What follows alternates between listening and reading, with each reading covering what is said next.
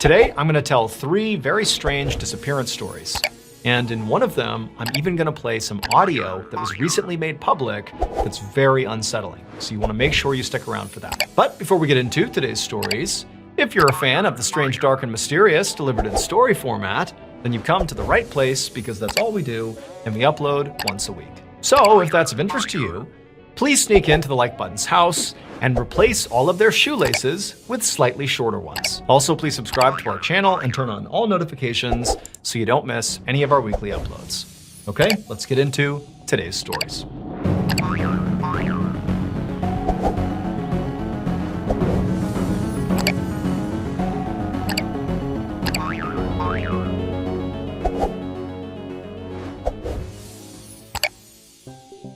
At 8:30 p.m. on August 20th, 2010, a 76-year-old man named Zhang walked through the streets of New Taipei City, which is a major city in northern Taiwan. Zhang was on the end of an evening walk, and he was making his way back towards his daughter's apartment, where he was also staying. And as Zhang neared the apartment, he happened to notice there was a street lamp right outside with this big poster attached to it that he hadn't seen before. And as he got closer, he saw there was also this picture of this middle-aged woman whose name was Chen Yan-Chui, and apparently she was missing. And not only that, she also lived in the same building that his daughter lived in. Except Chen was actually a dementia patient, and she was staying on the 5th floor of this apartment building complex where there was this memory care facility, and that's where she was being taken care of. And about a week earlier, she had gone out for an evening walk, this is what it said on the poster, and just not returned. And so since the week before, police had been out looking for her and her family and friends. They were putting these posters up, and it was clear, nobody had found her yet. Now, Zhang had never met this woman, but he sort of felt bad for her. And so he found himself staring at this picture and trying to memorize her face, in the off chance that he just saw her somewhere. He could report her to the authorities and hopefully get her rescued. And so after staring at the picture for a little bit longer and sort of feeling bad for this woman, Zhang turned and just continued inside the apartment building. And once he was in the apartment building, he made his way over to the elevator. He hit the up button, and he waited, and then a moment later, there was a ding, and the doors opened up. He stepped onto the elevator, he pressed the button, the doors closed, and then Zhang waited as he headed up to his daughter's apartment on the 7th floor. But as he was going up, he noticed he had accidentally hit the 6th floor, not the 7th floor. And right at that moment, he saw that he was reaching the 6th floor, and so the elevator car was slowing down. And so he just was like, oh, whoops, and he hit floor 7. But by the time he hit floor 7, the car had come to a stop on floor 6, and the doors were opening. Like it would need to reset. Doors open on 6, they close, and then he'd go to 7. Like this is no big deal. And so Zhang is just waiting, for these doors to open, shut, and go up one more floor. However, when the doors opened on floor 6, Zhang is looking straight out, and he could not believe what he saw, and he just began to scream. Around the same time this was happening, Zhang's daughter was finishing up her shift at work when she got a phone call, and she saw it was coming from her dad, and he rarely called her when she was at work. So this was sort of confusing and surprising. And so right away she picked it up and she answered, and immediately she hears her dad screaming incoherently. He's obviously terrified. And all Zhang's daughter can hear is that her dad is saying he's trapped. He's trapped in an elevator and he doesn't know what to do. And so, Zhang's daughter is getting scared just based on what her dad sounds like. She doesn't really know what's going on, but she told her dad, like, okay, I'll call the building. We'll get you some help. Like, stay calm. You're going to be okay. But her dad just continued rambling and he was totally incoherent. And eventually, Zhang's daughter just said, okay, Dad, like, just hang tight. I'm going to get you some help. And then she hung up, and then she immediately called her apartment building's administration and emergency services line and told them, hey, I think my dad is stuck on one of your elevator cars. He's really upset. Can you please help him? And after getting the emergency services to, get spun up into action to go save her dad, Zhang's daughter left work, hopped in her car, and began rushing home. It would take Zhang's daughter about 40 minutes to get back to her apartment. And by the time she got there, she fully expected her dad would be safely out of the elevator. I mean, he was obviously very upset, but she had called the building. They were on it. They were going to get him out. But when she went inside the lobby of the apartment building, she saw a crowd of police officers just standing there. She didn't see her dad anywhere. And before she could even ask any questions, she noticed one of the officers was on the phone.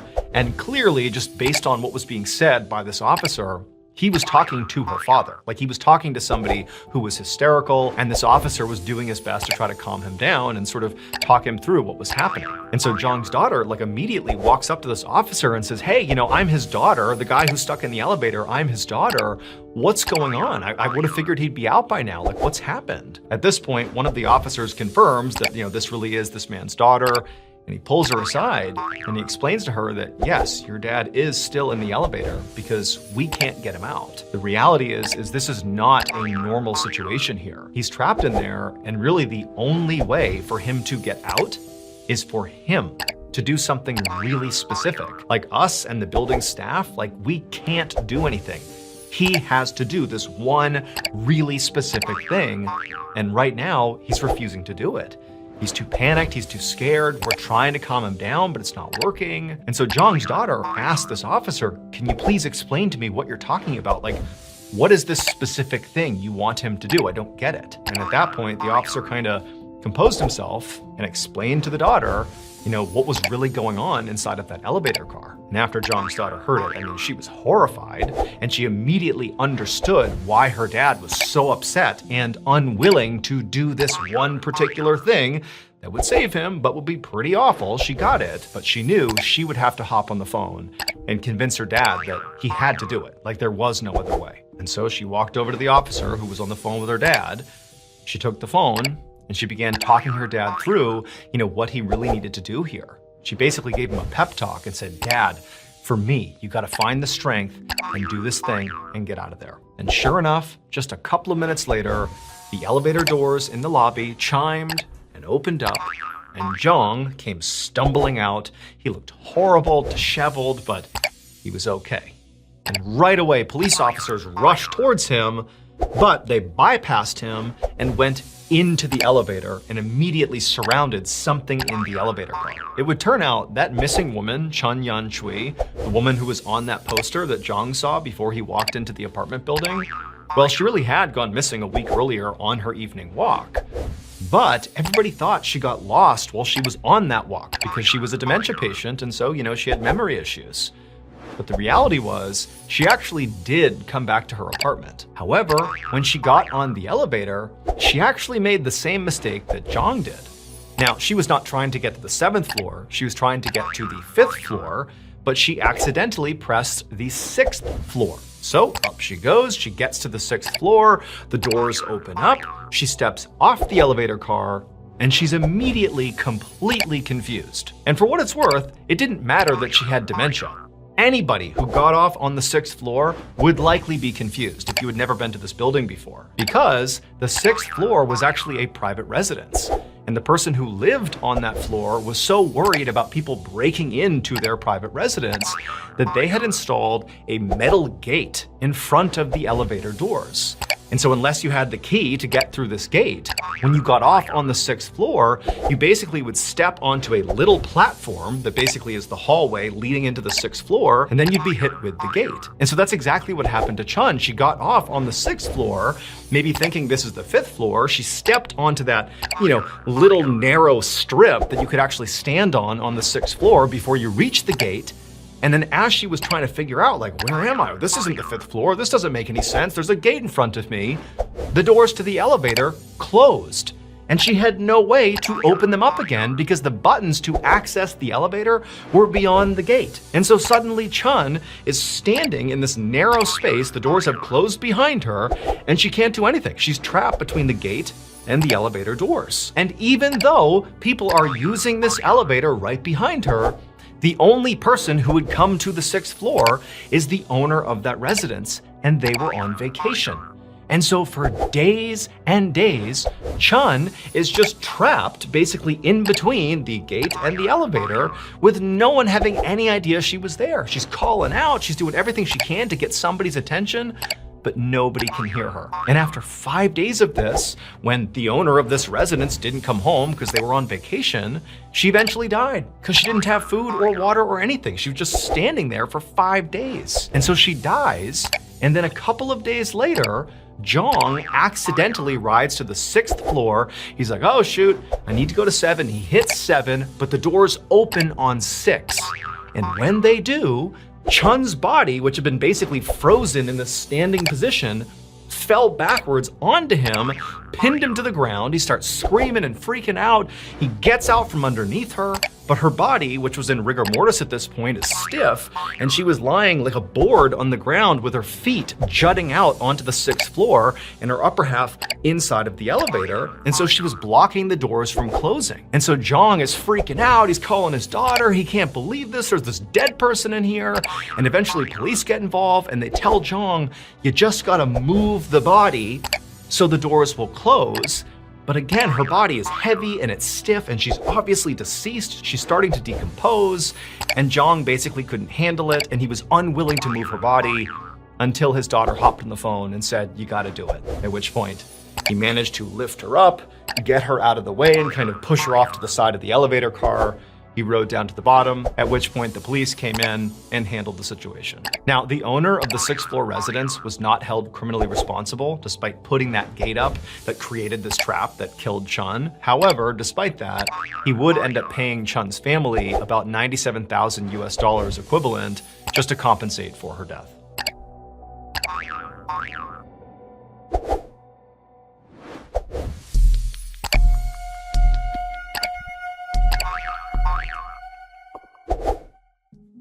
On the morning of August 18th, 2018, a 41-year-old man named Vladimir Kostenko stepped out of a taxi onto a desolate road in the middle of the Alaskan wilderness, miles and miles from civilization.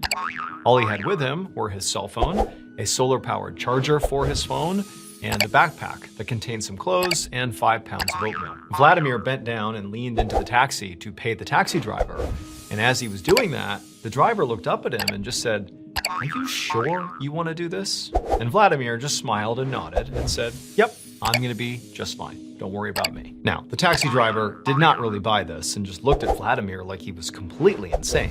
But Vladimir wasn't shocked. I mean, this is kind of how everybody reacted to him when he told them about this trip he was doing into the wilderness. You know, when he had brought it up to his family the first time, they and all of their family friends had basically rallied together to try to stop Vladimir from going on this trip. It was way too dangerous.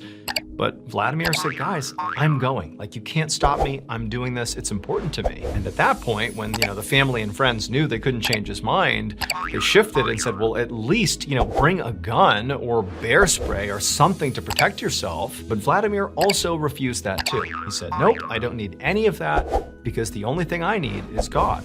God is going to protect me. So Vladimir was extremely religious.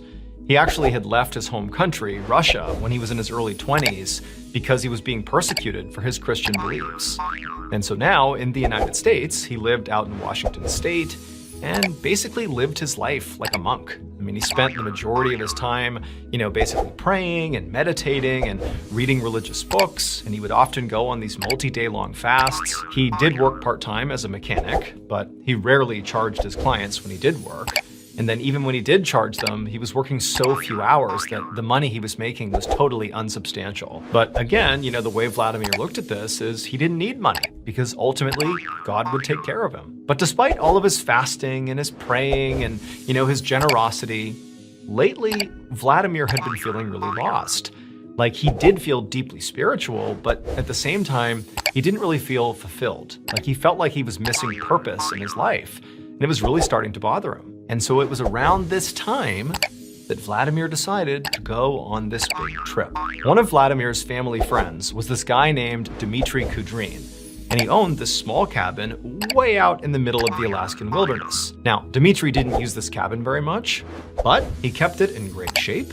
It was fully furnished, there was a wood-burning stove inside, and the pantry was stocked with 3 years' supply of food. And so at some point, when Vladimir and Dmitry were talking, and Vladimir talked about feeling sort of lost and wanting to reconnect with his spirituality and find his purpose in life, well, at some point, Dmitry said, well, hey, if you want, you can go use my cabin and sort of disconnect from society and go retreat out there and sort of focus on yourself and sort of get right with the world. You're welcome to go out there anytime you want. You can stay out there as long as you want and for free, no problem. And Vladimir had happily accepted. And now here he was, standing on this desolate road in the Alaskan wilderness, watching as the taxi driver drove away, Except he wasn't even close to the cabin. I mean, he was in the middle of nowhere already, but he still had to go 14 more miles with no trail to make his way to this cabin. But Vladimir was so excited, he really felt like this was the thing he needed to figure out his purpose in life.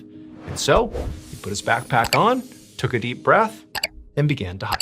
3 months later, on November 3rd of 2018, Dmitry, Vladimir's friend who owned this cabin, found himself in his plane flying over the area roughly where his cabin was. And Dmitry was feeling very concerned. So obviously, Dmitry suggested Vladimir go out and use this cabin, and so he was totally open to the idea of it. But Dmitry had also told Vladimir that when he went out there, he really ought to bring a gun with him. Or if nothing else, at least some bear spray or something to protect himself, because this is truly the wild. You are not the top of the food chain anymore, and you want to be able to protect yourself.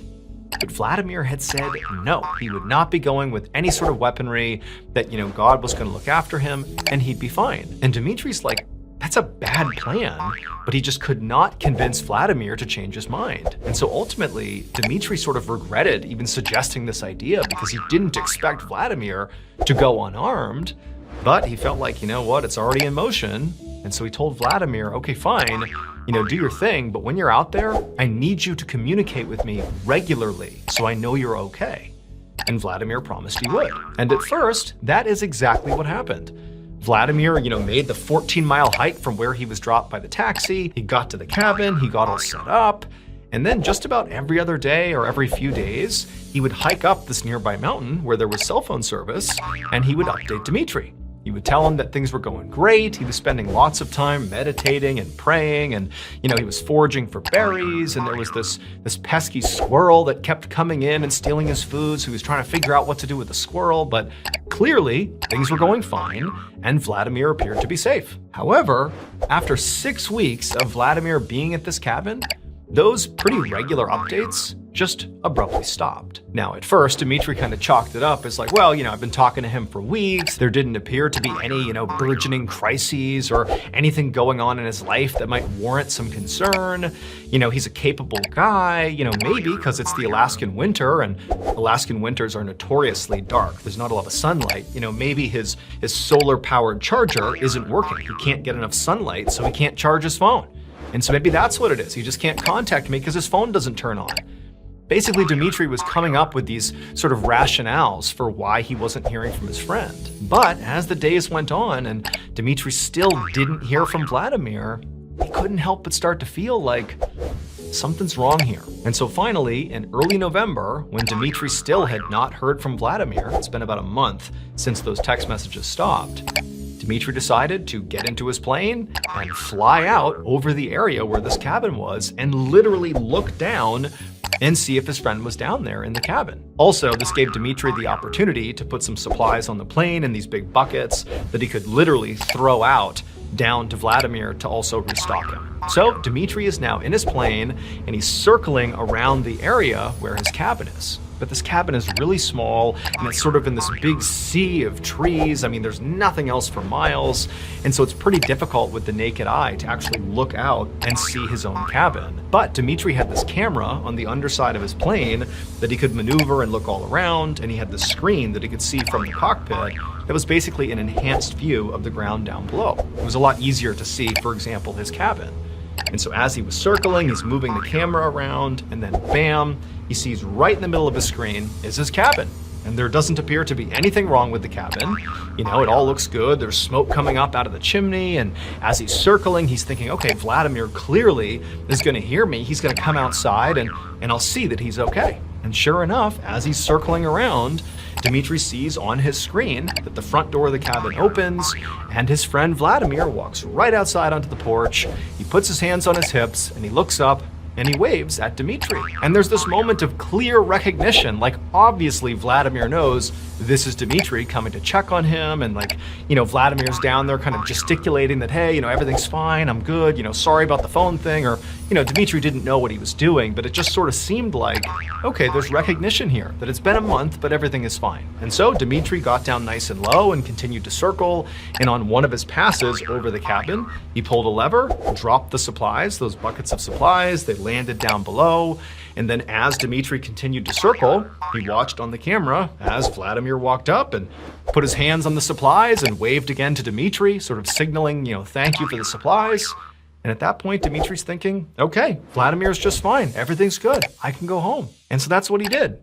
Now, he would have landed and gone and seen Vladimir up close, but, there wasn't anywhere to land anywhere nearby. Like, this was the closest he could get to Vladimir, and so he decided this was enough. So Dmitry, he turned around and he headed home. But about 2 months later, on December 23rd, Dmitry was once again in his plane flying over the area where his cabin was. Because over these last 2 months, he continued not to get any text messages or any communication from Vladimir, which, that was bad. He sort of expected that, given that Dmitry flew out there before and they clearly recognized, like, hey, are you good? There was sort of a moment of recognition that Dmitry's checking in on Vladimir because of the silence. That's what Dmitry's thinking. Maybe that would inspire Vladimir to find a way to send out communications now, like let Dmitry know he's okay. But he hadn't for 2 months.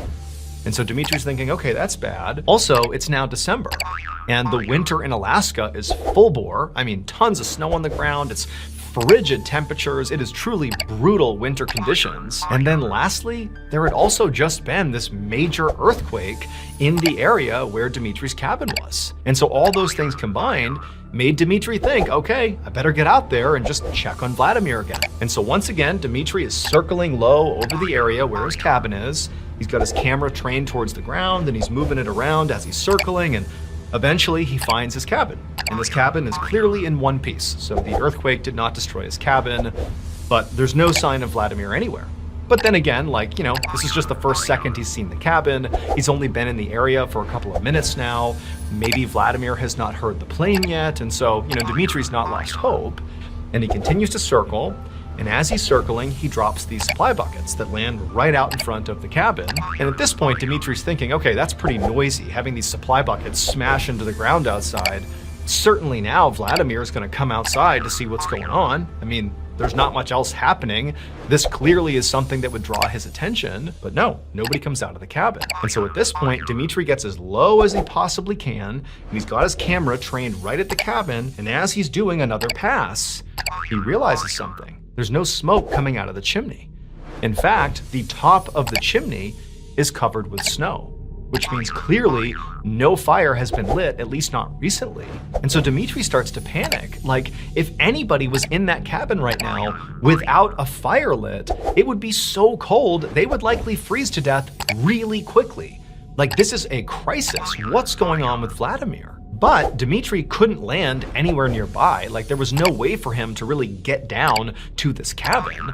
So he had to fly all the way to the nearest airport. And then once he touched down, he immediately contacted Alaska State Troopers to report his friend missing, because that was the only thing he could think to do. However, after Dmitry made this report, the state troopers didn't launch some huge search for Vladimir. And that's in part because they weren't actually sure he was missing. They understood that Dmitry, after flying out over the area, had seen snow on the chimney cap, and, it's really cold out, like nobody could survive without a fire. And also, he flew over the area, dropped supplies, and Vladimir didn't come out of the cabin. How could he not hear that stuff? They understood that, but they're also thinking, like, it's possible Vladimir just might not have been in the area. Maybe he was out hunting or, foraging for food or whatever he was doing, and maybe he just wasn't in the area.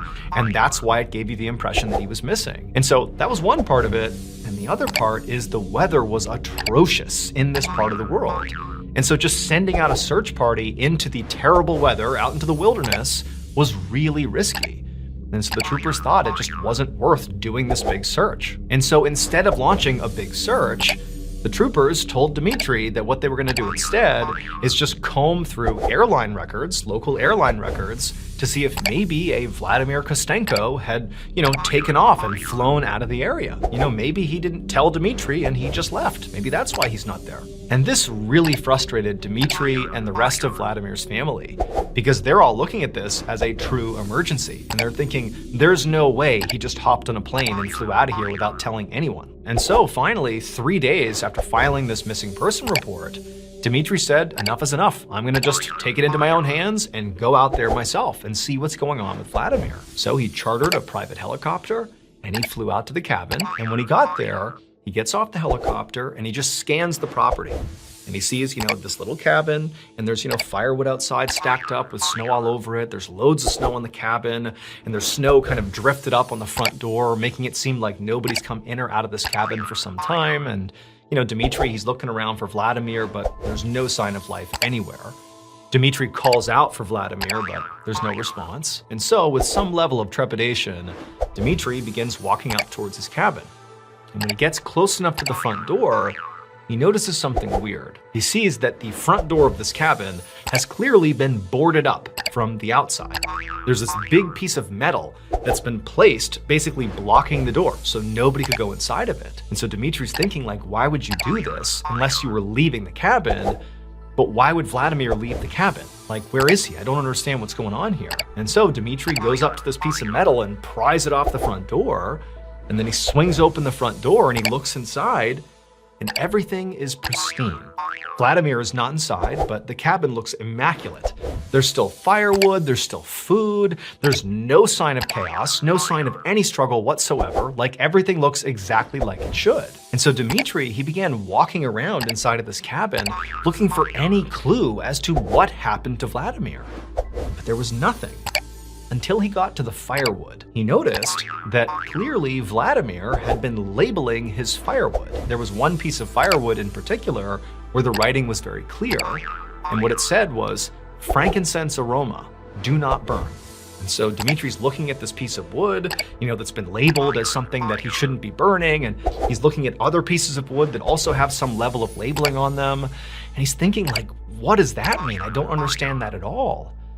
But that was it. There was no other clues about where Vladimir had gone. And even the labeling of the wood, that didn't give him anything. And so the impression that Dmitri got after seeing this firsthand was that at some point, Vladimir, for reasons completely unknown, just decided to board up the cabin and disappear into the Alaskan wilderness with basically no protection, no clear sign he even brought food with him.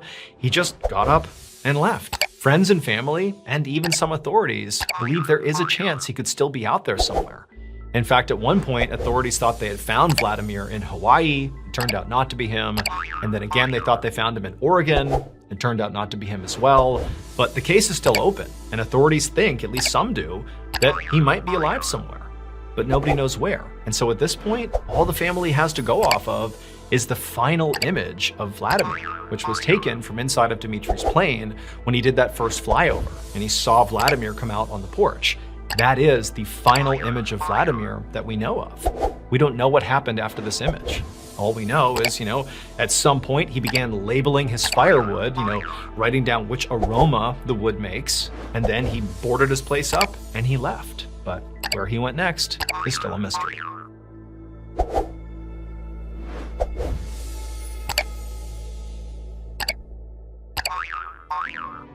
In case you haven't heard yet, our newest graphic novel, MrBallen Presents Where Nightmares Live, is available for pre-order right now. It contains another 9 heart-stopping, strange, dark, and mysterious stories, all based on real events.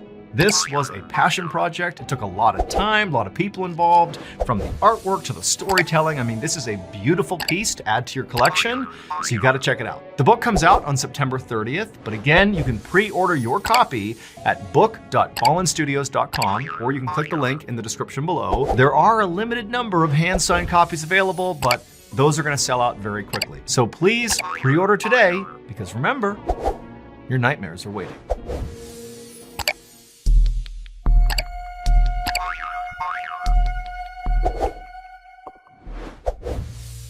At 7 p.m. on October 21st, 1978, a 20-year-old pilot named Frederick Valentik flew his small plane over a body of water just south of Australia called the Bass Strait. He'd just taken off from Melbourne, Australia, and his flight plan was to go 60 miles south to an island called King Island.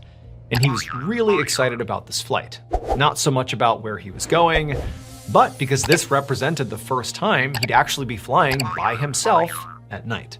So Frederick had always dreamed of becoming a pilot, but the journey to actually becoming one had been really difficult. He had applied twice, actually, to the Royal Australian Air Force, but Unfortunately, he could not meet their requirements, and then also he had tried to become a commercial airline pilot, but he had failed their tests. But luckily for Frederick, his father had a ton of money, and he ultimately swooped in and funded Frederick to take some private lessons, and through that, he was able to ultimately pass the tests and get his pilot's license. And so, as Frederick coasted along, looking down below at the lights of Melbourne disappearing behind him, he felt like he was on top of the world. He was doing the one thing he had always dreamed of, and he was so happy, and it was so cool to be doing it at night by himself. And so he was just looking out at the sights and looking ahead at the Bass Strait, which is this huge, dark expanse of water.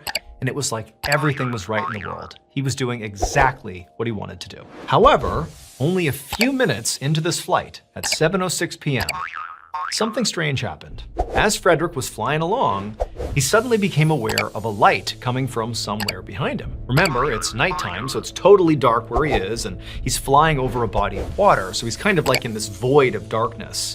And so any lights are really gonna illuminate the cockpit. And so he sees this light, he turns around, and maybe 3,000 or 4,000 feet behind him, he sees what looks like a plane. That is the source of the light. And right away, Frederick's thinking that is both surprising and also potentially very problematic, because he knew from his training that that was far too close to be to another plane.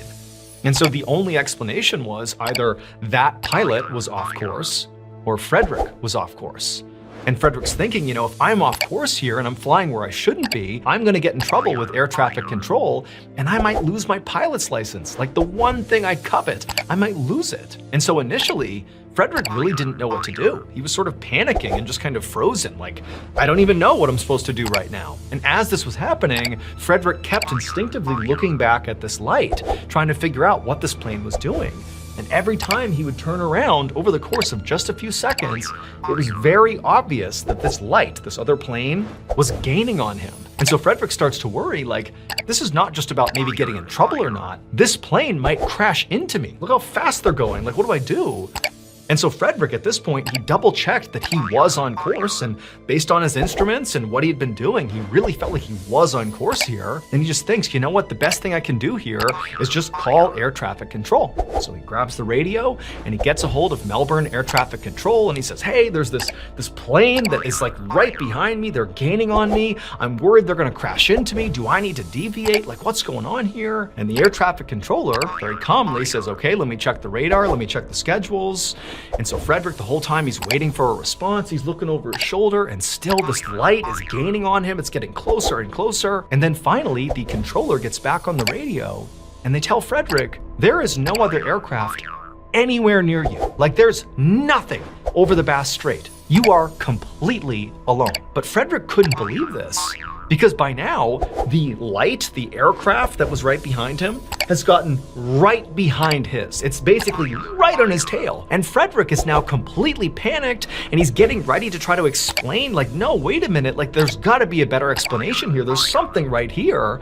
But at that very moment, it becomes very clear to Frederick that this is not some ordinary aircraft, because it began doing something when it got right up behind his aircraft that no normal aircraft could do. This light suddenly began orbiting Frederick's aircraft. Frederick is traveling forward, and this ball of light is basically whipping around his aircraft as fast as can be. He can barely make it out.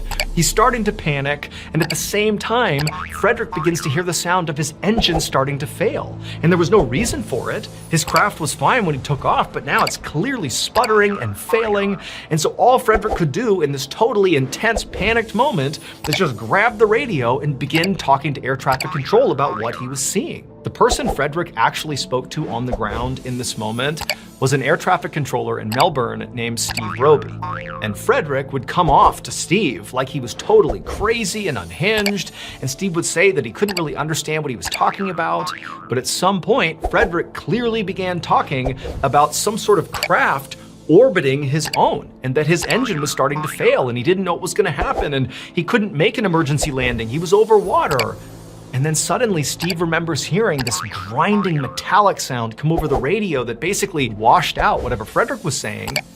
And then it just goes deadly silent. And after that, Frederick disappeared. They searched the area where they knew he was before he disappeared, but they never found his plane. There was no sign of a crash. He never landed at King Island or went back to Melbourne. He was just gone. All they have is that final recording of him describing something orbiting him, then this grinding metallic sound, and then silence. And recently, that audio recording was made public. Now, before I actually play a clip from that audio, here is the official explanation for what happened to Frederick. As he was flying over the Bass Strait, it was so dark and there were no lights really anywhere that at some point, because he's an inexperienced pilot, I suppose, he flipped his plane upside down without realizing it, and the light that he was seeing was actually just a reflection off the water below of his own plane. And eventually, from flying upside down, his engine began to fail, and he crashed into the Bass Strait. However, not everybody believes this explanation. Because one, it seems sort of preposterous to imagine that Frederick would not have realized he had flipped the plane upside down and was flying for so long inverted. Like, how could you not notice that? And two, this would not be the first time that somebody reported unexplained phenomena over the Bass Strait. In fact, over the years leading up to this incident with Frederick, there had been so many reports of UFOs flying over the Bass Strait and also unexplained disappearances that they've dubbed the Bass Strait the Bass Strait Triangle, after the Bermuda Triangle. Basically, it's a part of the world where a disproportionate number of unexplained phenomena occur. And so to this day, Frederick's disappearance remains a mystery. All we have is his final call for help. Delta Sierra Juliet, what type of aircraft is it?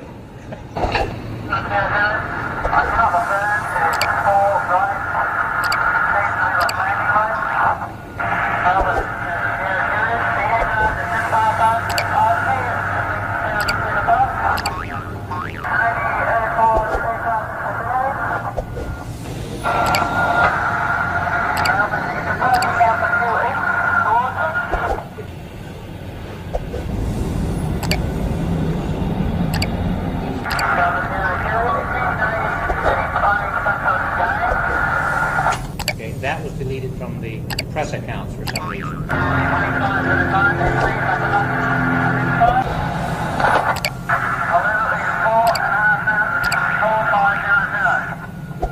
Delta Sierra Juliet, and confirm you cannot identify the aircraft.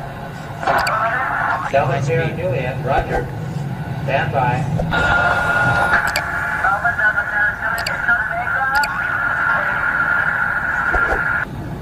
Can you describe the aircraft?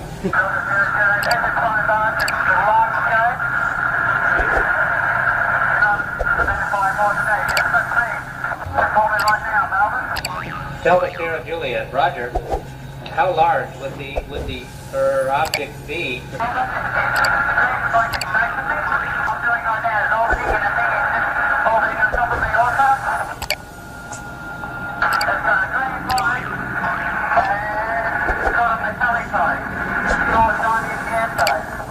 Delta Sierra Juliet.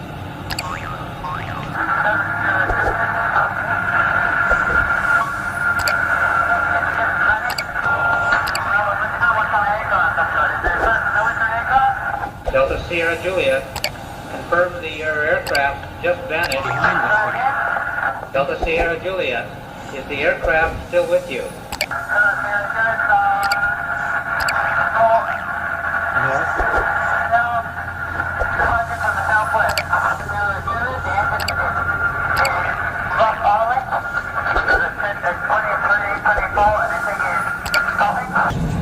Delta Sierra Juliet, roger.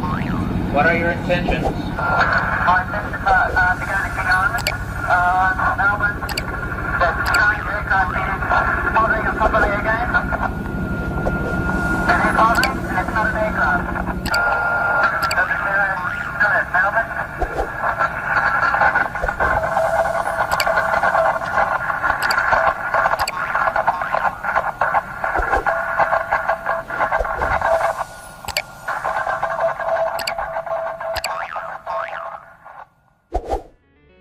Thank you so much for watching. Let me know what you thought of today's episode in the comments. And remember, we have hundreds of videos for you to binge right now.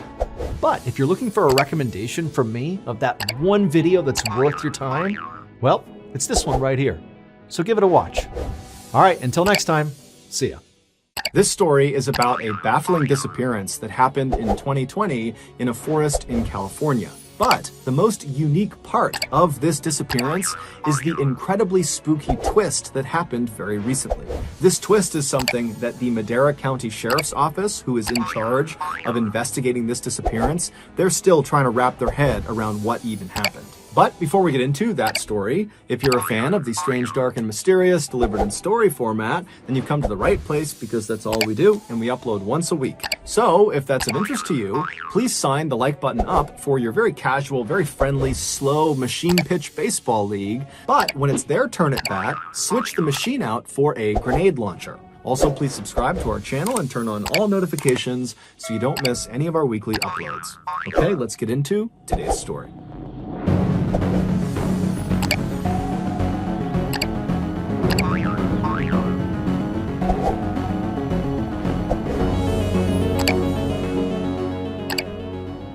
On March 11th, 2020, the World Health Organization declared that the COVID-19 outbreak was so bad that it had become a global pandemic, which meant this new highly infectious disease had spread virtually everywhere on the planet. And so around the time this global pandemic announcement was made, governments around the world began instructing their citizens to stay home and avoid all physical contact with other people outside of the people that you lived with. The idea being these quarantine measures would help stop the spread of the virus. Initially, world leaders and citizens believed these quarantine measures would have a dramatic impact and it would stop the spread, and before long, COVID would be under control and life would just kind of magically go back to normal. But unfortunately, that is not what happened. By June, so 3 months into the global pandemic, positive COVID cases were only going up, not down. And so it was around that point in June that people all over the world were starting to come to terms with the reality that COVID was not this simple problem with a simple solution. It was a complex health issue that likely was going to be around for a long time, which also meant these strict quarantine measures also would likely be around for some time. Now, the efficacy of these quarantine measures were quickly called into question, and it was all over the news, and politicians, all they wanted to talk about was, do these measures work? Is it having an effect on the spread of the virus? But for everyday people, the real concern was not politics, it was practicality. How do you live a full and happy life in quarantine? In June of that year, 54-year-old Sandra Hughes was pondering that question. To that point, her life had really not gone the way she had planned it. She had been married, twice actually, but both relationships had ended in divorce, and she had never had children. She lived in beautiful Maui, Hawaii, but she hadn't really lived there long enough to consider it her home, and prior to that, for the bulk of her adult life, she had kind of lived this nomad lifestyle, bouncing around all over the country, and so really she had never developed a home of sorts. She was an accountant by trade, but in college, she had studied not just accounting, but also wilderness survival, which she happened to be incredible at and was very passionate about. Growing up, she had always been a big outdoor enthusiast, and so she had always thought one day she would become a park ranger, and so that's why she was studying wilderness survival in college. But as these things go, after she graduated college, she did not become a park ranger, she became an accountant, and now, 30 years later, here she was. However, in June of that year, with COVID quarantine restrictions putting her and everyone else's life basically on pause, Sandra suddenly saw an opportunity, and that was to embrace this break from reality and spend this strange time in history back out in nature, getting back in touch with her roots as an outdoor survivalist. And so at the end of that June, Sandra would sell her place in Maui and she would move to Madera County, California, which is located smack dab in the center of California, situated just south of Yosemite National Park and just north of the Sierra National Forest. Then on June 26th, after Sandra had gotten settled in her new place in California, she would contact her family and tell them that she planned on going on this extended solo camping trip in the Sierra National Forest, and that she would be in touch with them in the coming weeks when she was back out. To Sandra, this trip was going to bring her lots of happiness and fulfillment, and it was going to allow her to continue to adhere to quarantine guidelines because she'd be all alone.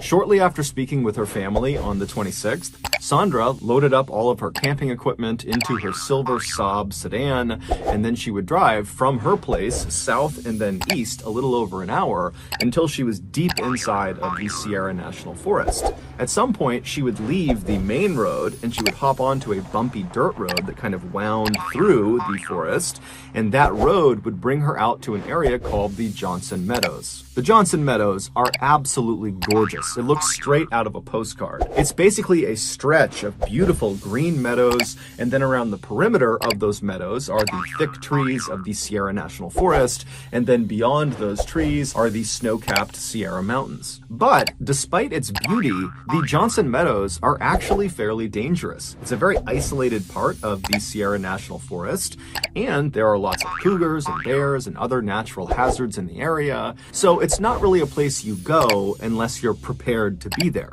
And Sandra was certainly that, both in terms of her survival experience and the gear she brought with her. So when Sandra drove her car right up to the edge of the Johnson Meadows, she parked her car off to the side of the road so as not to block the road, and then she got out, she collected her things from the trunk, and then she threw it over her shoulder and began hiking into the middle of the Johnson Meadows to look for a place to set up her campsite. 6 days later, on July 2nd, some hikers came out of the tree line into Johnson Meadows and began walking across the center of it. And as they're walking along, they notice up ahead what looks like a tent and a campsite. They don't see anybody near it, but they clearly see someone is camping in the middle of Johnson Meadows. And so this is totally not unusual. Lots of people go hiking and camping in this area.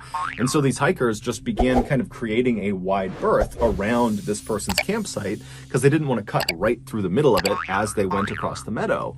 But as they're making this kind of wide berth around this campsite, they looked over at it, and as they passed by it, they noticed that the campsite was definitely abandoned, and it looked totally destroyed, like a tornado had crossed right across it. And so when they were parallel with this campsite, the hikers decided to actually go over and look at it and see what was going on. And so they walked over to this campsite and they're looking around and they see there's a backpack that's clearly been dumped out and all of its contents are strewn around all over the ground. There's unopened cans of food, there's papers and documents, the tent is in ruins. I mean, the place is just a total mess. And so the hikers didn't really know what to make of this. They couldn't tell if a person had kind of intentionally ransacked this site or if maybe an animal had come through. But as a precaution, they marked down on their map where this destroyed campsite was, and then they hiked out of the forest, and when they were back in cell phone range, they called the Madera County Sheriff's Office and they reported the site. And so later that day, some Madera County sheriffs made their way out to Johnson Meadows, and sure enough, the campsite is still there, it's still in ruins, and it's still abandoned. And so they would search the campsite and they would find some ID cards, and the name on those ID cards was Sandra Hughes. The sheriffs would leave the forest and get in touch with Sandra's family to find out if they knew why Sandra had left her campsite the way she had. But when Sandra's family heard about the state of Sandra's campsite, they had an immediate and definitive reaction to it. They told the sheriffs that Sandra was incredibly environmentally conscious and was very cleanly, and so she would never, ever leave her campsite looking that way on purpose. Something else had to have happened. The family would also tell the sheriffs that they had not spoken with Sandra since the 26th when she started her trip, and so they had no idea where she could be now. And so naturally, the family was concerned, the sheriffs were concerned, and so that day they filed an official missing person report. Over the next 2 days, a massive search was launched in Johnson Meadows and the surrounding area to look for Sandra. And so hundreds of people were out on foot, they had sniffer dogs out, there were helicopters in the air, and during the search, the Madera County Sheriff's Office was interviewing anybody who was out there, hikers, campers, and asking them if they had had any contact with Sandra, because Sandra was actually quite distinctive looking. Before she left for this trip, she had dyed her hair blue. But unfortunately, no one had seen Sandra, and despite this massive search effort over these first 2 days, nothing new was discovered that could lead authorities to where she had gone. But then, on July 4th, so 2 days into her disappearance, Sandra Hughes was spotted.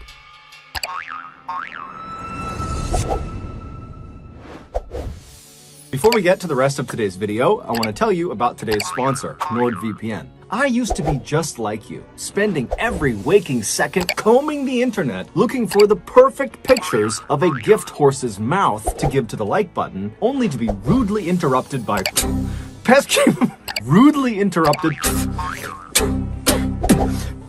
pesky pop-up ads.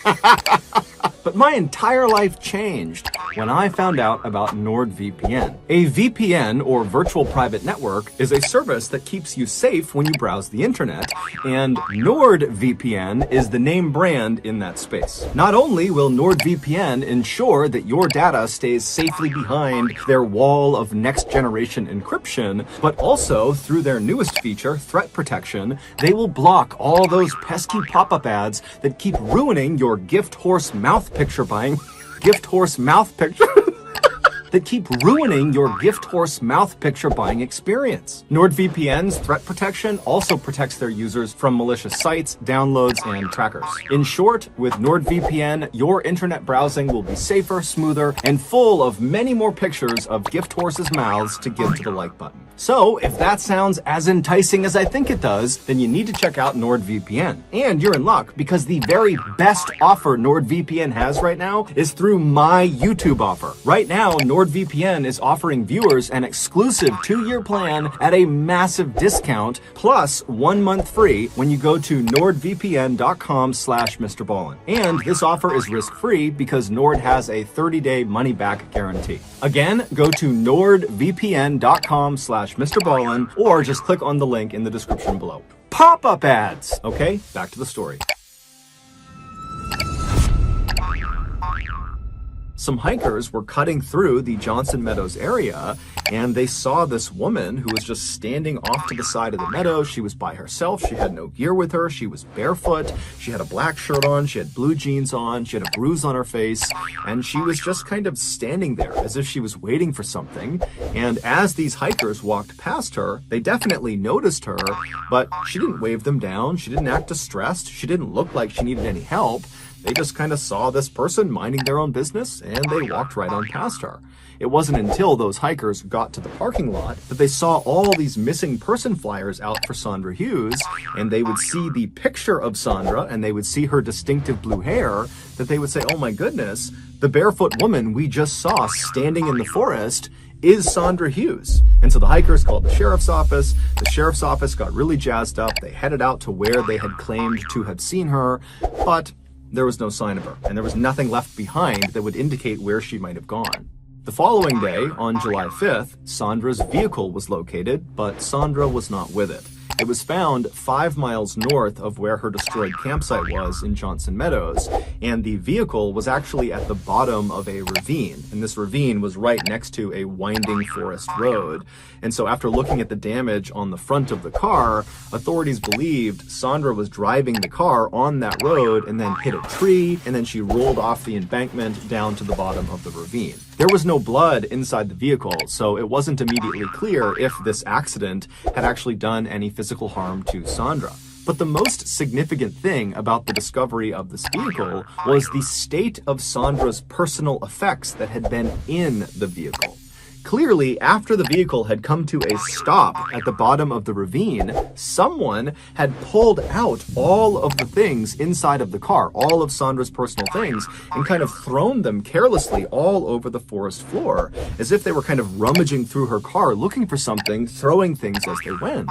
And the Madera County sheriffs couldn't help but think that this was eerily similar to how her campsite looked in Johnson Meadows, where all of her personal effects had just kind of been chucked all over the place. At this point, authorities did not believe Sandra was actively trying to evade them.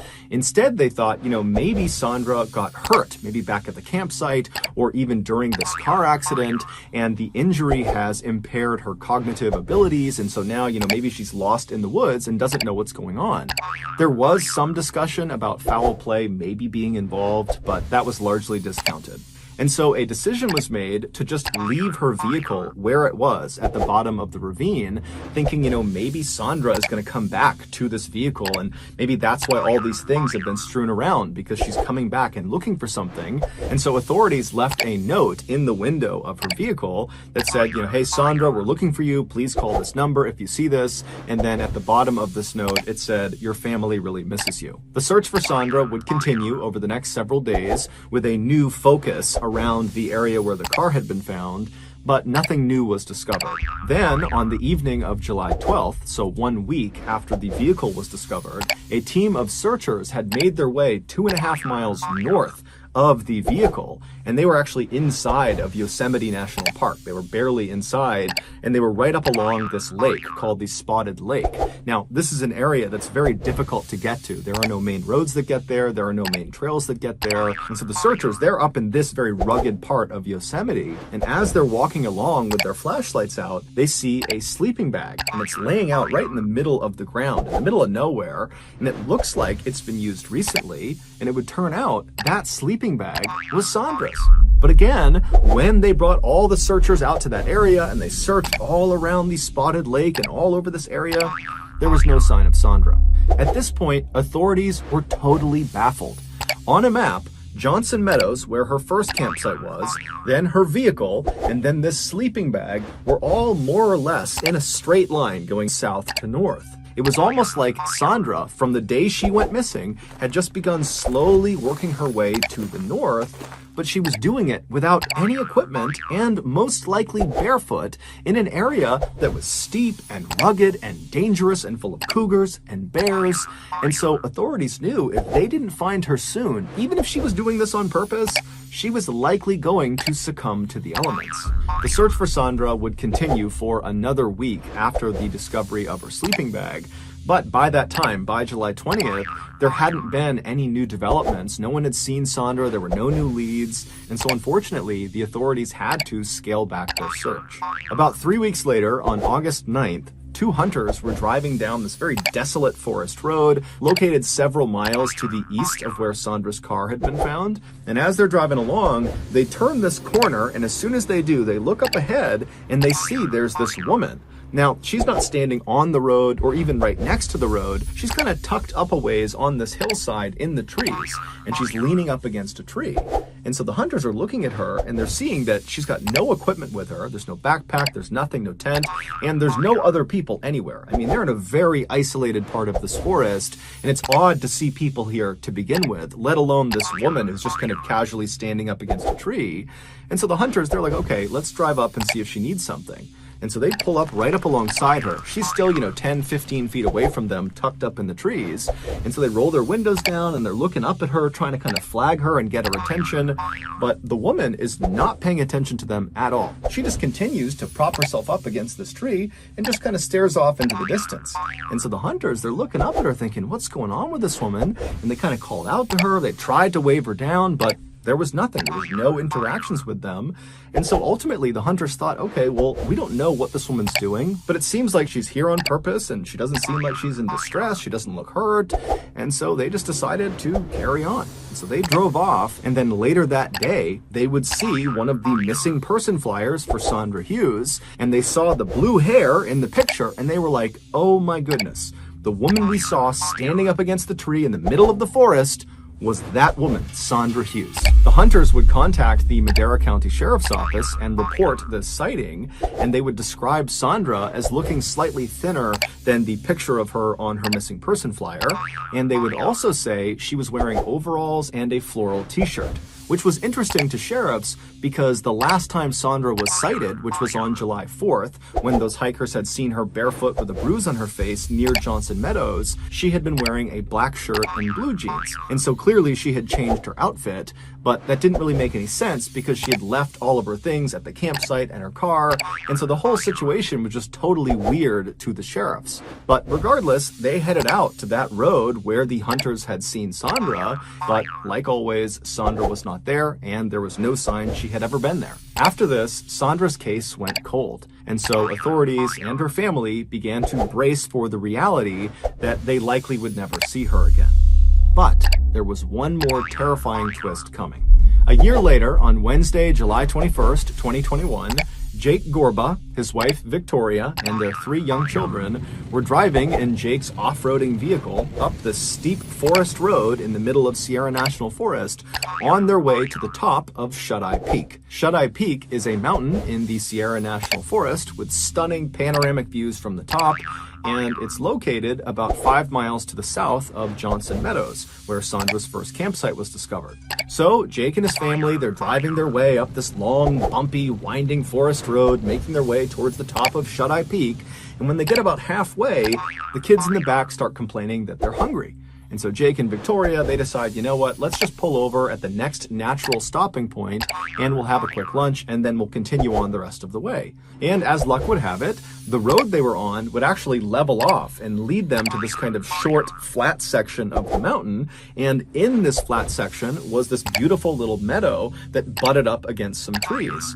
And so Jake and his wife thought this is a great place to stop and have a little picnic. And so he pulled his truck over on the side of the road, he parked it, he turned the engine off, and then as Jake and his wife are kind of gathering up their things before they get out of the vehicle to go prepare this picnic lunch, they hear their 3-year-old son, named Caden, who's in the back seat right near a window, start talking. And so Jake and Victoria instinctively turned around to see who Caden was talking to, and they saw Caden was not talking to himself, he was not talking to his siblings, he was turned and looking out his open window, looking across this small meadow into the forest, engaged in some sort of intense conversation with somebody outside.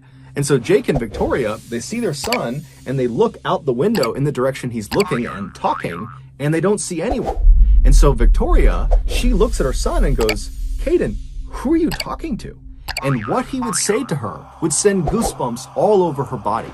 And in fact, what would happen over the next several minutes from that point onward was so unsettling that Jake and Victoria decided, you know what? We're not going to the top of Shut-Eye Peak. We're turning around and we're leaving. And so they would speed out of the forest and they would get back home. And that night, Victoria would make a Facebook post about what her son said and this terrifying ordeal they experienced on Shut-Eye Peak, and she would post it. And that night, the Madera County Sheriff's Office would reach out to Victoria via a Facebook message, and they would tell her, "Hey, we saw your post. Can we please speak to you and your son?" And so the next day, the sheriffs met up with the Gorba family, and after speaking with Caden and hearing what he had to say, they would leave that exchange just as unsettled as Caden's parents. The day before, when Victoria turned around and looked at Caden and said, "Who are you talking to?" Caden would turn away from the window and look at his mom, and he would say, "There's a woman out there and she needs our help." And he starts pointing out the window. And so again, Jake and Victoria, they look from their son back out the window into the tree line, which is where Caden is pointing, and they don't see anyone. And so they turn back to Caden and they say, "Honey, we don't see anyone out there." And Caden, at this point, he becomes emphatic and he says, "Mom, you gotta trust me. She's right there. She needs our help. She's lying face down, her legs are straight up, and she's dead." And so at this point, Victoria and Jake are looking at their son thinking, what's going on here? Jake promptly hops out of the car and just starts running into the woods to see what's going on. Is there a person out here?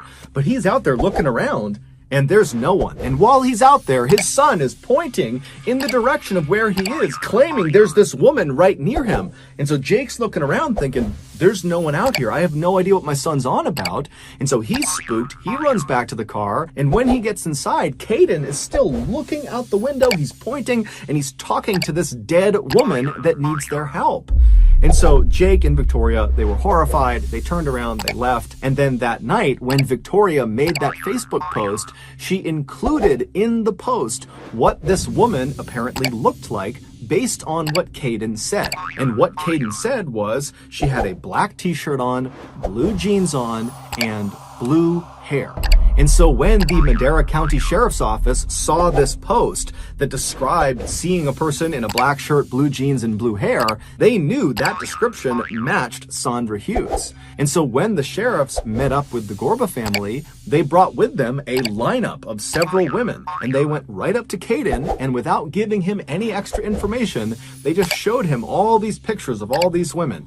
And they said, Caden, can you identify in any of these pictures the woman you saw in the woods? And Caden looks at these pictures and he picks out 3 pictures.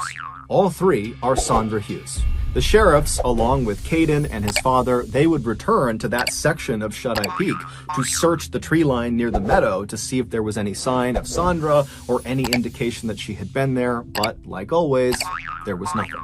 As of today, we still have no idea where Sandra is or what happened to her. And nobody has any idea what to make of the very strange sightings of her that occurred after she went missing. It's all just one big mystery. If anyone has any information about Sandra Hughes, you are encouraged to contact the Madera County Sheriff's Office. The number is right here and also in the description. So that's going to do it. If you got something out of this episode and you haven't done this already, please sign the like button up for your very friendly, casual, slow machine pitch baseball league. But when they're up at bat, switch out the machine for a grenade launcher. Also, please subscribe to our channel and turn on all notifications so you don't miss any of our weekly uploads. We now have a podcast called the MrBallen Podcast, which puts out brand new, never before heard podcast exclusive stories on Monday mornings. On Thursday mornings, we put out the remastered audio of our most popular YouTube videos. Again, it's just called the MrBallen Podcast, and you can find it on Spotify, Apple Podcasts, Amazon, Google, basically anywhere you find podcasts, you can find this one. We also have 2 additional YouTube channels. One is a shorts channel called MrBallen Shorts, and the other is a Spanish language channel called MrBallen en Español. We also put out near daily content on our Facebook and Snapchat pages. Those are just called MrBallen. If you want to get in touch with me, please follow me on any major social media platform. My username on all of them is just @MrBallen, and I really do read the majority of my DMs. We have some really cool merchandise, so head on over to shopmrballen.com to have a look. If you have a story suggestion, please submit it to our subreddit, just called MrBallen. It's linked in the description below. So whether I see you on Twitter, Instagram, TikTok, Reddit, YouTube, Facebook, other YouTube channels, the podcast, wherever, just know that I really appreciate your support. And until next time, that's going to do it. See ya. Today's story is about a 3-year period where people were going missing at an alarming rate, and no one knew why. Eventually, it was discovered, and let me tell you, it is absolute nightmare fuel. But before we get into that story, if you're a fan of the strange, dark, and mysterious delivered in story format, then you've come to the right place because that's all we do, and we upload once a week. So, if that's of interest to you, please offer to walk the Like Button's dog, but then just immediately go sell their dog in the parking lot of a big box store. Also, please subscribe to our channel and turn on all notifications so you don't miss any of our weekly uploads. Okay, let's get into today's story.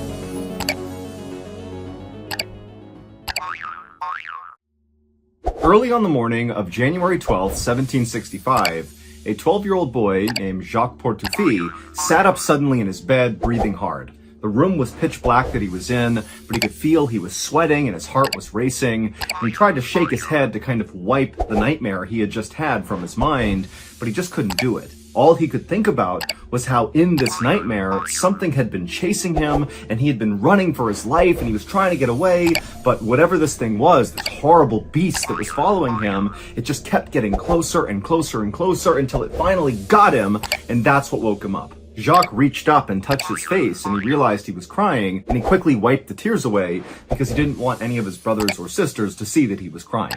Jacques was the oldest of 8 kids in his family, and all of them slept in the same small room on straw-filled mattresses inside of their family's little cottage in the southern French province of Gévaudan. And so, Jacques, he's looking around the bedroom to make sure none of his siblings had woken up and seen him in this state, and he was relieved to see that they were all still fast asleep. Everybody made fun of Jacques for being a scaredy cat, for being a coward. And to Jacques, this really hurt his feelings because on some level, he knew it was kind of true. In fact, just a couple of months earlier, he had lost in a physical fight with a much younger boy, and afterwards, Jacques had cried, and the whole town had seen this happen, and so afterward, all the kids began calling Jacques the wet chicken, and even Jacques' brothers and sisters began joining in and calling him the wet chicken, and really making him feel totally ashamed. And it wasn't like the adults in this village were stepping up and protecting Jacques, because to them, Jacques was kind of like a liability. In this part of France, the winters were brutal. People died all the time in this village from the weather. And then the summers brought all these outbreaks of disease, which wiped out even more people in this village. And so by and large, where Jacques lived, it was kind of like the survival of the fittest. And many kids didn't live that long unless they were really hardy and tough, like their parents who had managed to survive for that long. But Jacques was just not like that. He was very gentle and peaceful, yet somehow he had survived. And Jacques really was not trying to become this kind of macho guy. Instead, he really wanted to be a priest, like his uncle. But his uncle lived far away, and so it was tough to see his uncle all that often, to learn about, how to become a priest. But anytime Jacques did get a chance to actually see his uncle, he would have a chance to read all these books and study alongside his uncle. And so for a little while, it was like Jacques was transported away from the hardships of his village to the life that in many ways he wished he had. A quiet, peaceful, very studious life. But deep down, Jacques felt like there was no chance he would ever actually escape this little village where he effectively was an outcast. Even though the sun had not risen yet, Jacques just sat on his bed and couldn't fall asleep again after waking up from this nightmare. And so just sitting there in the dark and the quiet, Jacques began to think about what he had to do later that day when the sun did come up. And like usual, Jacques started to feel afraid. And so Jacques eventually just laid down with his eyes open, and he laid there until dawn when one of his younger brothers, named Jean, who was 8 years old, rolled over and pushed him and said, "Hey, wet chicken, it's time to get up. It's our day with the sheep. Let's go." Jacques scowled at his younger brother and shoved him back, but not that hard, because Jacques never really shoved anybody that hard, no matter what they did to him. And then both boys hopped out of their bed, they wolfed down some bread and cheese, and then headed out the door. As soon as they were outside, Jacques noticed that the village was much quieter than it normally was. But then again, these days, villagers did not leave their homes unless they absolutely had to. And so Jacques and Jean made their way away from their cottage down the dirt road to the pen where their family kept all of their sheep. And the boys opened up the gate and then used their staffs to kind of corral the sheep out of the gate back onto the road. And as the sheep kind of bleated and baaed and bumped into each other, the boys worked hard to kind of organize them on the road. And then once the sheep understood which direction they were going, towards the forest, a very familiar walk for the sheep, they kind of fell into line and just began walking very casually, like they knew exactly where to go. And once the sheep had fallen into this kind of routine rhythm, Jacques and Jean fell in behind them and just walked quietly after them. And as the boys walked, they both constantly kept looking left and right and ahead of the sheep and behind them, constantly scanning for danger, because they knew something was out here. For months now, children all across this province in France, Gévaudan, have been going missing. They'd go off into fields or pastures, like when they're moving their family's livestock around, and the kids would just vanish. And then sometimes, if they were found again, they'd be found totally mutilated, far from where they should have been. The attacks on these kids across Gévaudan had begun a year earlier on June 30th, 1764. On that day, a 14-year-old girl, who actually was the older sister of one of Jacques' friends, had disappeared and then been found again later that day, partially eaten in a field near her home after she had not come home with the family's cattle. Now, of course, this was very tragic, but to this point, there had not been any other attacks, so there was no pattern here, and so the assumption was she must have been attacked by a wolf, which did happen, and often two children, because kids at this time in France were often in charge of tending to their family's grazing animals, the way Jacques and Jean were going out with their sheep. You know, these kids were small, they couldn't really defend themselves, and if a wolf set onto them, there was very little they could do. But 5 weeks after this 14-year-old girl was found dead and mutilated in the field, 2 more teenagers were also found mutilated and dead in a field. And really, this was only the beginning. As summer turned to fall that year, more and more kids went missing and then turned up dead in fields, partially mutilated. And the more these attacks happened across southern France, the more people thought to themselves, this can't be a wolf. Number one, wolves don't go on extended human killing sprees. That's just not a thing. And number two, if it was a wolf, they would be eating more of their victims. They wouldn't just rip their body to shreds and then leave them. They would eat the meat. And so by this early January day in 1765, as Jacques and Jean were setting out for the day with their family's sheep, the death toll from whatever was killing these kids was now well into the dozens. People in France had begun calling whatever was killing these children the Beast of Gévaudan, and stories about this creature began popping up in newspapers all over France. People all across southern France began forming these huge hunting parties to go out into the forests and the wilds of Gévaudan to find this creature and kill it, but they would always come back empty-handed. And then every now and again, a hunter would be out and they would see a huge wolf and they would kill it and they would declare that they had found and killed the Beast of Gévaudan. But the attacks on these kids all across this province just continued. So obviously that wolf was not it. And so as these attacks continued, all the fairs and festivals that normally would pop up all year long, all across southern France, those all stopped because people were afraid to go out in fear of this creature. And then of course, in villages like Jacques' village, people really just stopped going out unless they had to, again, because of the Beast of Gévaudan. But Jacques and Jean's family relied on their livestock and they needed their sheep to go out and graze. And so on this day in January, Jacques and Jean had to go out because their sheep had to graze. Their family relied on the sheep, livestock was their livelihood, and so this was a mandatory thing.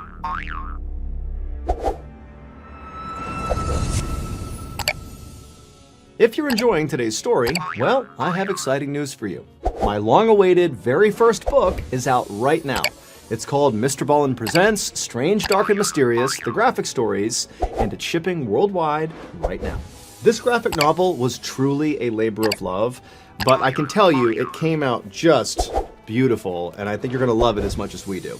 It has 4 feature-length, brand new stories, one of which you're listening to right now, along with 5 OG classic MrBallen stories that have all been reformatted and re-edited to fit this book. If you want to purchase a copy of this bad boy, just go to book.ballenstudios.com, or you can go wherever books or audiobooks are sold. And speaking of audiobooks, if you enjoy hearing me tell you stories, well, guess what? There is an audiobook version of this. And I can tell you, when I recorded said audiobook, I got really into it and kind of, at times, went off script, kind of dramatically so. And so it winds up being this really cool accompanying piece to the graphic novel, but it's also a really unique standalone MrBallen piece. So it's a really cool thing to get that is not just a regurgitation of what you read in the book. It's its own thing. Again, my first book, MrBallen Presents Strange, Dark, and Mysterious, The Graphic Stories, is out right now and shipping worldwide. Go to book.ballenstudios.com or anywhere else books are sold to get your copy today.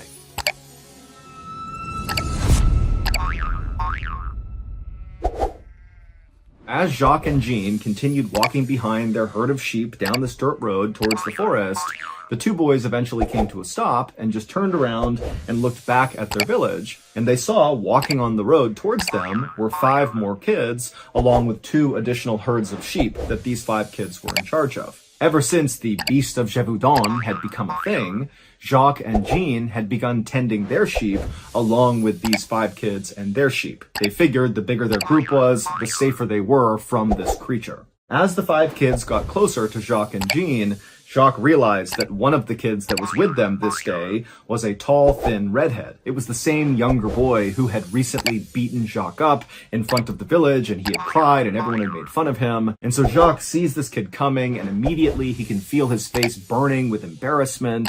And then the boy, he sees Jacques, and he immediately smirks and begins flapping his arms like chicken wings. But once these 5 kids and their sheep joined Jacques and Jean and their sheep, they all kind of just went quiet because none of them wanted to be out there. They were all scared of the Beast of Gévaudan, and the only reason they were together was, again, to be safe from this creature that was killing kids left and right. And so, in relative silence, all of the kids and their sheep just slowly walked together down this dirt path, and eventually they made it into the big forest, where just beyond the forest was the pasture where these sheep would graze. And as the group actually entered into the trees and it became dark and more quiet and kind of eerie, Jean actually tugged on Jacques' shoulder and said, "Will you please tell a story?" Because Jean was scared too. The kids were all scared, and they figured, if Jacques just told a story, it would take their mind off of how tense this moment was. And when Jacques heard this request, he actually smiled because this was something he loved to do. He was a great storyteller. It was like his one strength. When Jean had asked for the story, the kids and the sheep had actually made it to really the end of the forest path. And so by the time Jacques was about to start his story, all the sheep had made their way out of the forest onto this big open pasture right in the middle of the forest. And so as the sheep just kind of filtered out into this open area, Jacques stopped, and all the kids kind of came up right behind him. And Jacques started his story by pointing across the pasture to this bog that was right at the base of this big hill. And he said, "Do you see those big rocks in that bog over there? Well, you see the biggest rock? Well, that's not really a rock. It's actually a doorway. And if you move the rock underneath it, there's a portal to another world." And so as Jacques began telling this very creative story about this kingdom that existed underneath the bog, he sat down against a rock, kind of facing out towards the sheep, and all the other kids kind of filed in around him, taking seats, with Jean, his brother, sitting right behind him to his right. And Jacques, he was just really into the story to the point where he kind of forgot about what was happening with the sheep, and he wasn't scanning around for danger, and neither were any of the kids, including the redhead who had beaten Jacques up. He wanted to act like he wasn't into his story, but in reality, he totally was, and he was just as interested in what was going on with the magical kingdom below this rock. And finally, when Jacques got to the end of his story, where this evil giant that had been tormenting the kingdom under the bog had been tricked by an orphan to try to go through this magical portal into their world, and the giant had gotten stuck in the doorway because he was so big, and he never tormented the kingdom again, and they lived happily ever after. When Jacques got to that point in the story and all the kids are totally locked in and not paying attention to anything else, 2 things happened in rapid succession. The first was, even though Jacques is telling the story and focusing on that, in the back of his mind, he registers hearing the sound of twigs breaking somewhere right behind him, almost like the sound of someone or something moving along the forest floor. And the second thing that happened was the red-headed kid who had beaten up Jacques, without saying a word, just stood up and began sprinting towards the pasture. And for a moment, Jacques thought this kid, who was kind of like a bully, was doing this on purpose to be rude to Jacques, to kind of run away at the climax of the story like he didn't care about it. But then Jacques realized that he smelled something terrible behind him. But when Jacques turned around to see what was making the smell, he saw that his brother, Jean, who had been sitting right behind him to his right, was now gone, and where he had been sitting was just his staff laying on the ground. And for a second, Jacques just couldn't process what his eyes were seeing. He didn't understand how his brother could have gotten away from him without him noticing. But before Jacques could do anything, all the kids around him that were still there began screaming and pointing up towards this hill that was right behind them. And so Jacques turned around, and to his horror, he saw there was this huge 12-foot tall creature that was covered in fur. It looked like an oversized wolf, but it was standing on 2 legs, and its bones seemed like they were too big for its own skin, and it made it seem very angular and jagged. And as it kind of loped grotesquely up the hillside, Jean, Jacques realized it was carrying in its front arm Jean, who was screaming and kicking but could not get away from this creature. Jacques understood that this was the beast of Gévaudan, and it was going to go kill his brother. And immediately, Jacques is thinking, you gotta run away, get to safety, get out of here. And all the kids around him, that's what they did. They took off running towards the pasture. They didn't care about Jean, they only cared about themselves. And so Jacques, he knows he needs to get away, save himself, but his legs just will not move. He is rooted to the spot because something inside of him told him he has to save his brother. It doesn't matter if everyone thinks he's a coward, that's his brother. He needs to do something. And so Jacques, he turns to the kids who are running away from him and he screams at them to stop, come back. And the kids were so surprised to hear this strong, authoritative voice coming out of the wet chicken that they did stop and turned around to see what he wanted. And he said, get over here, I have a plan. And so the kids, with the exception of the redhead who had run off by himself, they came back to Jacques, and Jacques began telling them his plan to save Jean. And the kids, again, were so taken with how Jacques was really owning this moment and being a leader that they all said, okay, let's do this. And so after this very quick planning meeting, all the kids turned and began running up the hillside towards the beast of Gévaudan with Jacques in the front with his staff out. And the kids gained on the beast really quickly. And the creature clearly noticed and kept turning around and kept looking at these kids getting closer and closer. But the beast did not seem interested in any of them. It just wanted Jean. And in fact, it moved Jean from its arm up into its mouth.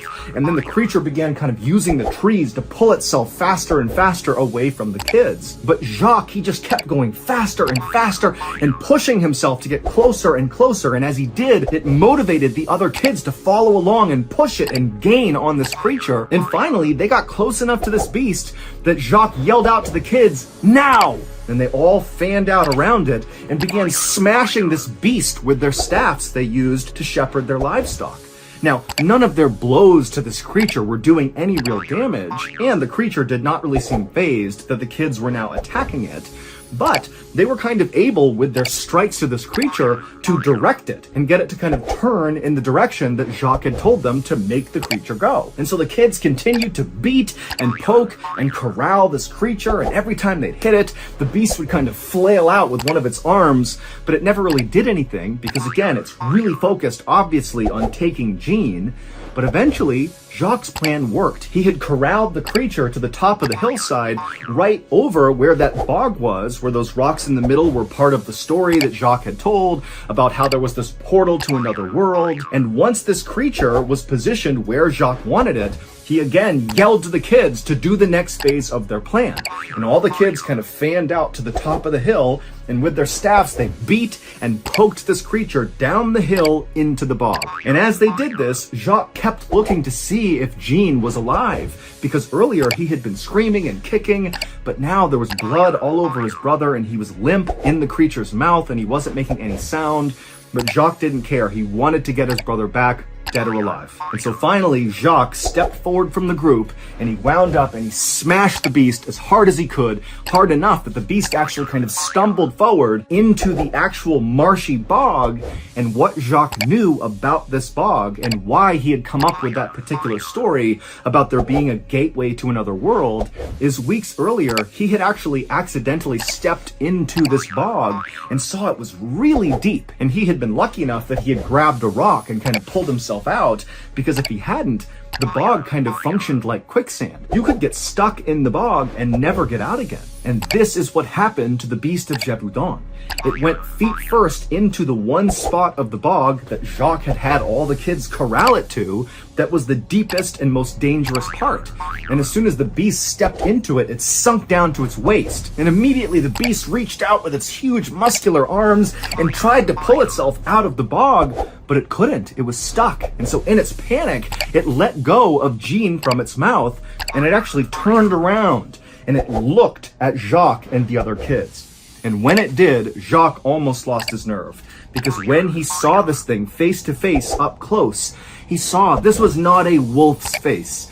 this was almost like a human face. Its eyes were making distinct eye contact with Jacques, and it was furious. It was like the beast understood that Jacques had just trapped it. He had tricked the beast into walking into this bog, and it wanted to kill Jacques. And for a moment, Jacques was totally entranced by this creature's eyes. It just struck him that this looks human. It looks intelligent. What is this thing? And while Jacques was kind of in this daze, the creature reached forward and slashed his stomach wide open, and Jacques fell backwards on the ground, but luckily he was far enough away from the beast that he couldn't be pulled back in. And in this kind of frantic moment, one of the other kids saw an opportunity and ran forward, grabbed Jean, who was laying on the surface of the bog, and he pulled him away from the beast. And the beast whipped around. He tried to grab Jean, but he couldn't. And so all of a sudden, all these kids were safely away from the beast of Gévaudan, who was totally trapped. And so at this point, the other kids who were not hurt, they scooped up Jacques and they scooped up Jean, and they began running away from the bog, across the pasture, back towards the village,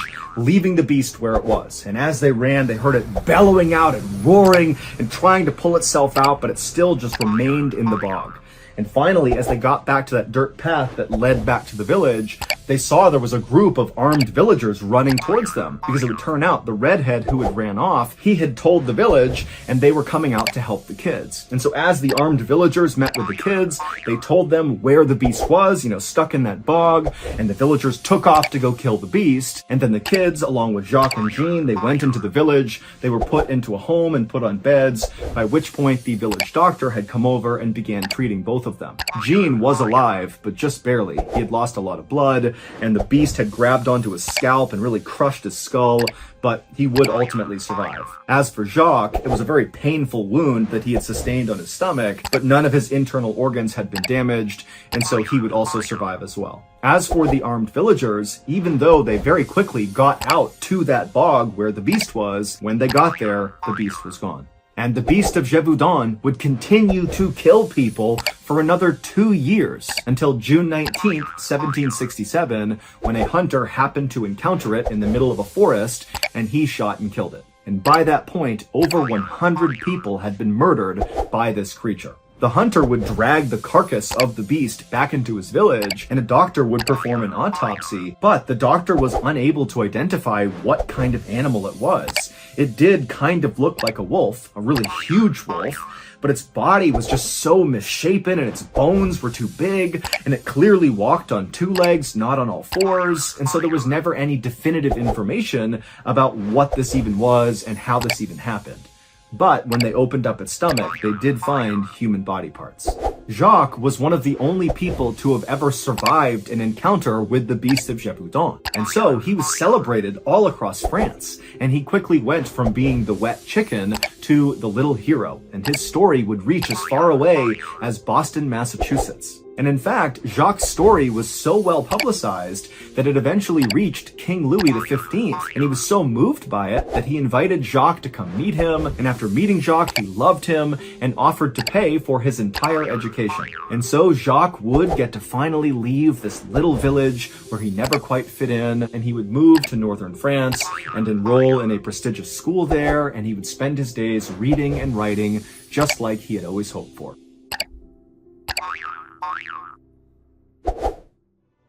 Just a reminder, my very first book, MrBallen Presents Strange, Dark, Mysterious, The Graphic Stories, is out right now and shipping worldwide. You can find it wherever books or audiobooks are sold. This book is truly a brand new experience for anybody who's a fan of the strange, dark, and mysterious. We've never had a book before, so this is a big deal.